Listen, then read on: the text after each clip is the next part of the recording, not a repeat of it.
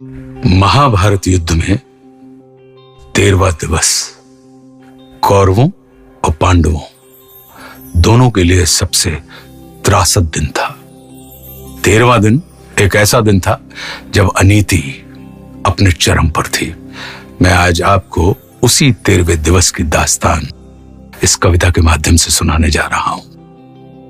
जब कुरुक्षेत्र की समर भूमि में सरशैया पर भीष्म हुए, तब कुरुकलंक के नैनों में क्रोधाग्नि लगी और ग्रीष्म हुए।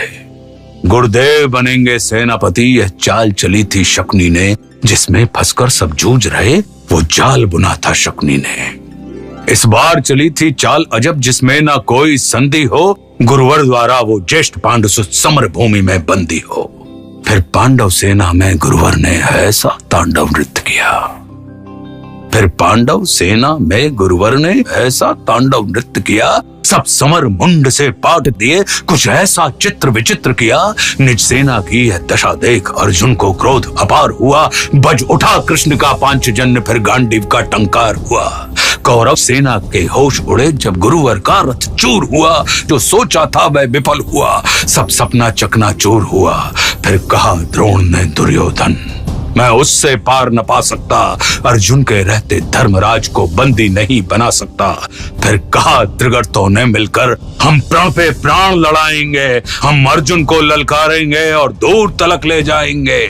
हम जान रहे हैं अर्जुन से पा सकता कोई पार नहीं, पर इससे बढ़कर मित्र तुम्हें मैं दे सकता उपहार नहीं। फिर क्या था, फिर क्या था, ऐसी नीति बनी जिसको सबने मंजूर किया। उसने अर्जुन को ललकारा और समर भूमि से दूर किया। अर्जुन के जाते गुरुवर ने फिर कुछ नवीन संरचना की, जिसका भेदन हो सके नहीं, उस चक्रव्यूह की रचना की।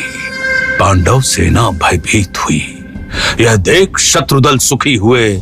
जो सदा शांतचित रहते थे वे धर्मराज भी दुखी हुए।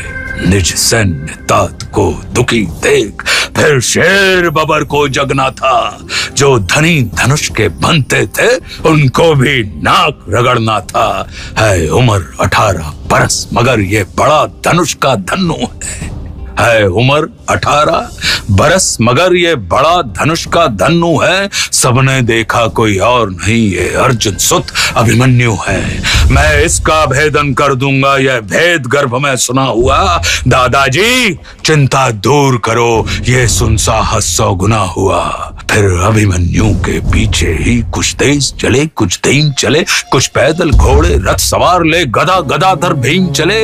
अभिमन्यु को ना रोक सका वो द्वार तीसरे पार हुए, पर राज द्वार पर जयद्रथ था, चारों भाई लाचार हुए। अभिमन्यु ने मुड़कर देखा, अभिमन्यु ने मुड़कर देखा, पीछे ना कोई अपना था, पर विचलित तनिक न हुआ वीर, ऐसा ही उसका सपना था। कोई एक बड़ा, कोई दो संग, कोई ले झुंडों का झुंड बड़ा, लाशों से पटने लगी तरह। जब मुंड मुंड पे मुंड गिरा, दुर्योधन दुशासन विकर्ण कृतवर्मा अश्वत्थामा को, गुरु द्रोण कर्ण को हरा दिया, फिर मारा शकुनी मामा को। वह कर्ण भिड़ा जो दुर्योधन के विजय लक्ष्य की आशा था, वो कर्ण भिड़ा जो दुर्योधन के अंतर्मन की भाषा था।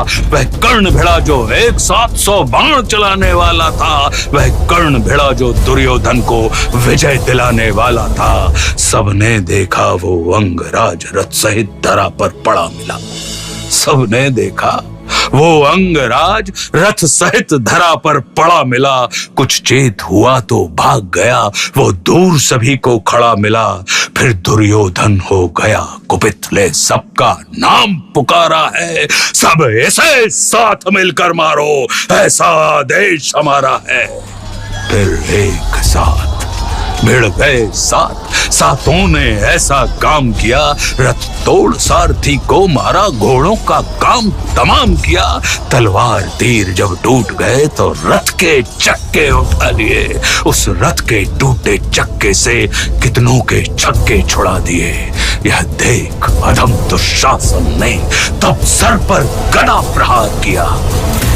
गिर गया धरा पर वीर, तभी पीछे से उसने वार किया। सब नियम युद्ध के भूल गए और ऐसा अत्याचार किया, फिर बारी बारी से सबने उसके सीने पर वार किया। सब माया पथ की लीला है, मैं कृष्ण लिखूं, घनश्याम लिखूं।